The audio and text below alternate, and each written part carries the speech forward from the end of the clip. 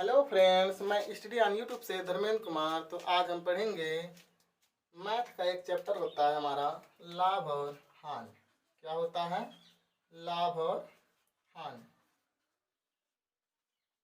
ठीक है दोस्तों, तो लाभ और हानि पढ़ने से पहले आपको जानना चाहिए कि लाभ और हानि में क्या क्या होते हैं। तो लाभ और हानि में सबसे मेन इम्पॉर्टेंट होता है आपका क्रय मूल्य। क्या होता है? क्रय मूल्य। क्रय मूल्य किसे कहते हैं? जिस मूल्य पर वस्तु को खरीदा जाए, जिस मूल्य पर वस्तु को खरीदा जाए वो हमारा होता है क्रय मूल्य। दूसरा हमारा होता है विक्रय मूल्य। विक्रय मूल्य। तो विक्रय मूल्य क्या है? जिस मूल्य पर वस्तु को बेचा जाए, जिस मूल्य पर वस्तु को बेचा जाए। तीसरा एक मूल्य हमारा होता है अंकित मूल्य। तीसरा मूल्य क्या होता है? अंकित मूल्य। अंकित मूल्य क्या होता है? वस्तु पर जो मूल्य लिखा या अंकित किया जाए, अंकित हुआ हो। वस्तु पे आप जब भी वस्तु कोई खरीदने जाते हैं तो उसमें कोई ना कोई मूल्य लिखा रहता है। तो जो मूल्य लिखा रहता है वही उस वस्तु का अंकित मूल्य है, क्योंकि वह अंकित किया हुआ है। लेकिन जितना लिखा रहता है आपको उस प्राइस पे वस्तु नहीं मिलता है। आप कभी भी कुछ भी खरीदने जाओ, लिखा रहेगा आपका 1200 प्राइस, लेकिन आपको वह वस्तु मिल जाता है 900 में। ठीक है, लिखा है 225, आपको वस्तु मिल जाएगा 150 रुपये में। क्यों? तो ये आपका अंकित मूल्य है, और इसी अंकित मूल्य पे हमको जो छूट मिलता है यह हमको इसी पे मिलता है। तो चलिए, तो कुछ फार्मूले होते हैं, उनको आप अच्छे से लिख लेना।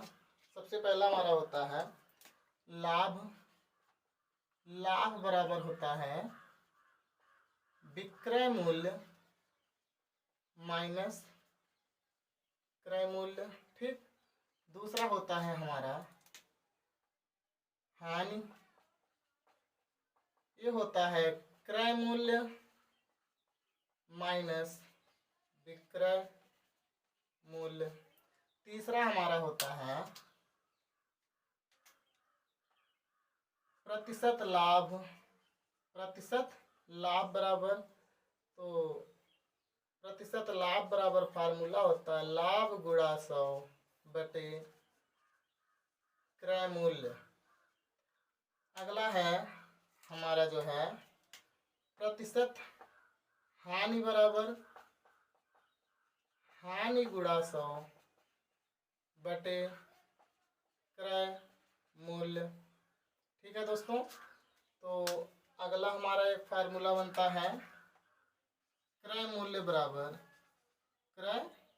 विक्रय मूल्य बराबर, विक्रय मूल्य बराबर होता है क्रय मूल्य गुणा 100 प्लस माइनस लाभ या हानि प्रतिशत बटा 100। ठीक है दोस्तों, अब इसके बाद देखिए, इसके बाद हमारा एक होता है क्रय क्रय मूल्य बराबर, क्रय मूल्य बराबर होता है विक्रय मूल्य। विक्रय मूल्य गुणा 100 बटा 100 प्लस माइनस लाभ या हानि प्रतिशत। ठीक है दोस्तों, तो यहाँ से आपको इतने फार्मूले आपको क्या करने हैं? लर्न कर लेने हैं, तभी आप आगे के सवालों को कर पाएंगे। आपको लाभ और हानि में सिर्फ इतने ही फार्मूले आपको याद रखने हैं।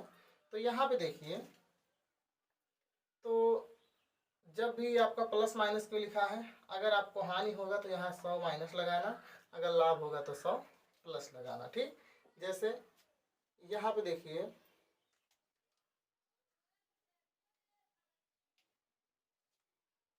पहला सवाल है राम ने एक वस्तु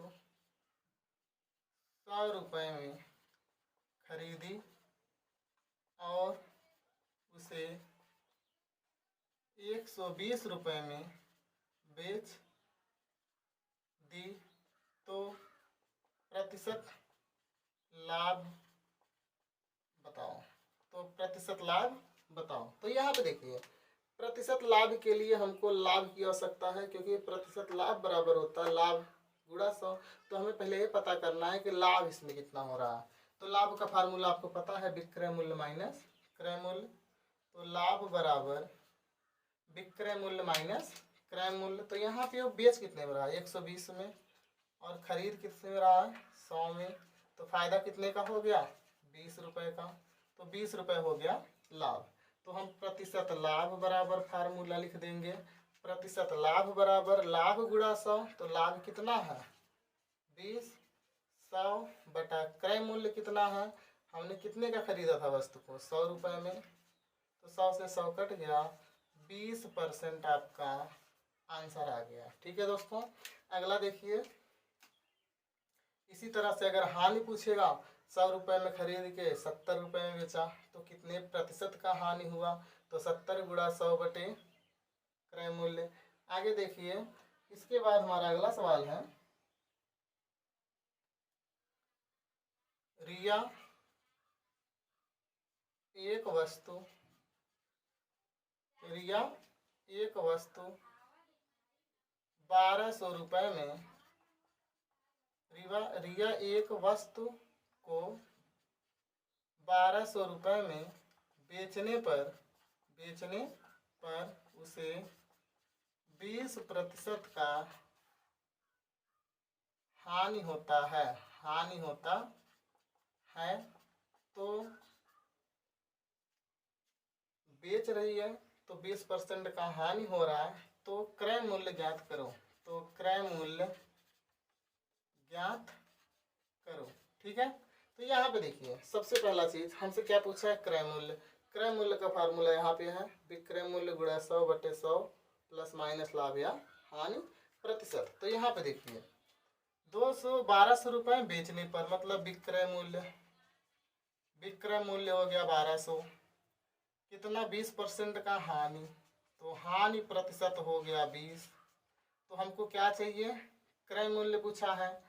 तो क्रय मूल्य बराबर फार्मूला होता है विक्रय मूल्य कितना है, 1200 गुणा 100 बटे 100 प्लस माइनस लाभ या हानि। तो यहाँ देखिए, अगर हानि हो रहा है तो 100 में आप घटा दीजिए हानि को।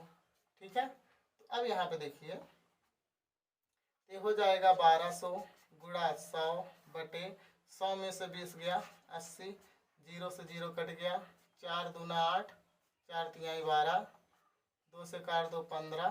तो हो जाएगा 15 का पहाड़ा 100 बार पढ़ेंगे तो 1500 आंसर हो गया। तो इसका मतलब उस वस्तु को उसने खरीदा 1500 में था और बेचा कितने में, 1200 में, जिसके कारण उसको 20% का लॉस खाना पड़ा। ठीक है, तो इस तरह से आप जितने भी क्वेश्चन बनेंगे आप प्रैक्टिस कीजिए कि अब की बार ऐसा करिए, आप खुद एक क्वेश्चन लिखिए कि एक दुकानदार ने एक वस्तु 2000 रुपये बेचने पर उसे 25% का लाभ होता है, तो इसका विक्रय मूल्य बताओ। ठीक है, सॉरी क्रय मूल्य बताओ। तो अब की बार क्या करना, जहाँ पे हमने माइनस किया वहाँ पे प्लस कर देना। तो उम्मीद है आपको लाभ और हानि अच्छे से समझ में आ गया होगा।